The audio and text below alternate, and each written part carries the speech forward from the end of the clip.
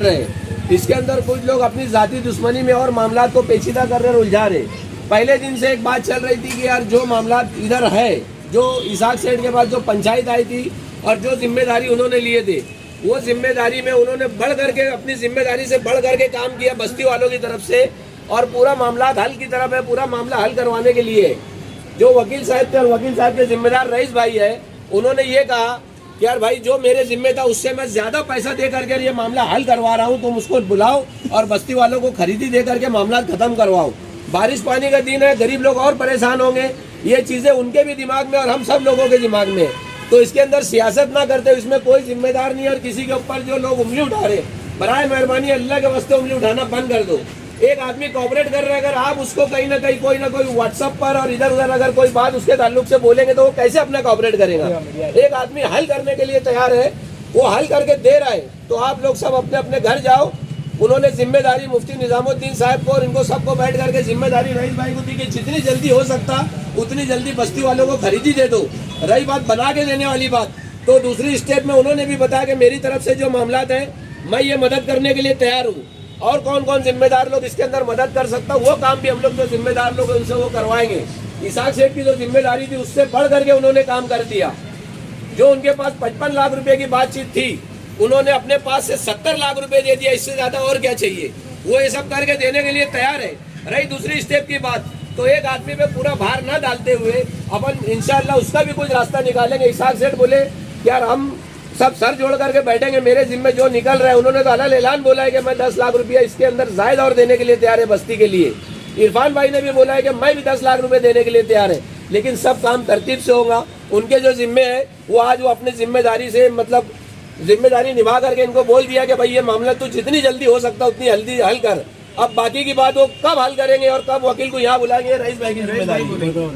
देखो एक चीज समझो, मेरी वकील से बात भी 11 बजे, और वो 11-12 भी यही बोले कि भाई पीर मंगल के दिन ये मसला अल्लाह करम से हल हो जाएगा। अभी यदि मेरे को इजाजत मिल गई रईस कैसे भी तू हल कर डाल, जो भी मसला था उनका लेने देने का, वो मेरे को इजाजत मिल गई, पीर मंगल को अल्लाह करम से हल हो जाएगा।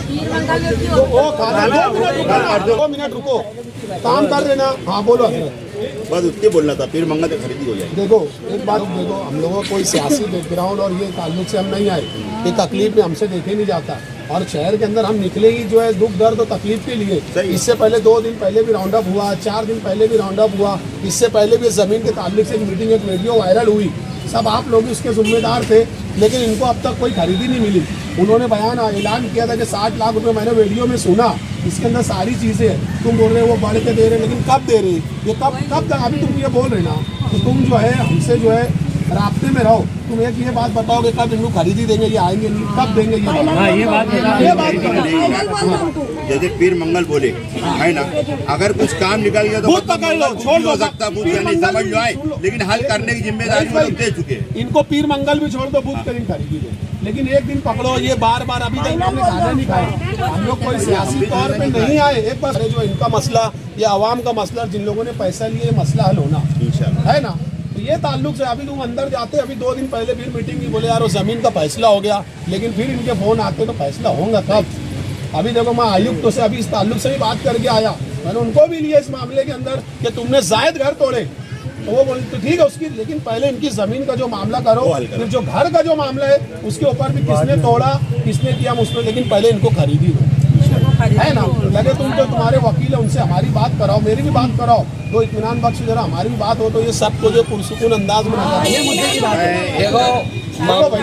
बार बार ये मामले में आ रहे ना। देखो सबका मसला बात करके आए, छुपी अंदाज में बात करना। अभी देखो लगभग 10-15 दिन कितने दिन बस्ती टूटने हो गए, 8 दिन हो गए, लेकिन अब तक कोई भी मामला इनके लिए नहीं आया। अभी हर बार अपनी मीटिंग होती है, परेशान। मैं सुनो, मैं फिर बता रहा कि ये हर मुद्दे की बात हो रही, लेकिन इसका कोई जामे हल निकल नहीं रहा। ये जो है वकील साहब से बात कराए, हम भी कोई थोड़ी जुल्म और जास्ती का हम अच्छी से बात करेंगे। वकील साहब देखो, इंसान के अंदर एक हमदर्दी नाम की भी चीज़ होती। आज इतने ढेर खानदान जो है सब बर्बाद हो गए, इनके पास कुछ बचा नहीं है, इसके लिए क्या हल निकलेगा। तो हमारी बात करो तो हम ये हमारी तरफ से हम इनके लिए खड़े हैं, तो पूरा अमन तरीके से इनको इत्मीनान दिलाएंगे इंशाल्लाह। इस तरीके से सुनो, इस तरीके से जैसे देखो एक ये सनतकार है, इनकी इज्जत जारी, सुन लो, ये बार बार यहाँ पर आते, जो पुलिस डिपार्टमेंट जो है ये अभी ऐसे हालात चल रहे हैं, बार बार आके परेशान होता, उसके बाद ये खालिद भाई है, जितने भी लोग हैं, मीडिया लोग सब परेशान हो रहे। तो एक इत्मीनान बख्श तुम बात कराओ और कायदे से पेपर के लिखे 2 गवाहों के अंदर हमारी इनसे ये बात हुई, इस तरीके से काम करो। शरीयत भी ये बोलती, जो लिखा हुआ जो है वो माना जाएगा। तो कागज पे लिखो, 2 गवाह की सिग्नेचर लो, मेरी भी लो और जिम्मेदारी भी लो। जो लोग आगे बढ़ के आए इस तरीके से काम करो तो सबको राहत मिलेगी। ये एक भी नहीं आएगा, इससे इसाक जरी वाली की इज्जत जा रही, लेकिन हमको भी उसका अफसोस होता कि इज्जत जा रही, लेकिन इज्जत बंद कब होगी? आप कायदे से डॉक्यूमेंटेशन करो। हाँ, तुम अभी जाओ अंदर, सुनो, जो भी बात हुई लिखो, 2 गवाह लिखो। शरीयत बोलती 2 गवाह, अब शरीयत में तो झुकला नहीं सकते। 2 गवाह लिखो, तुम वकील से बात करो। ये बार बार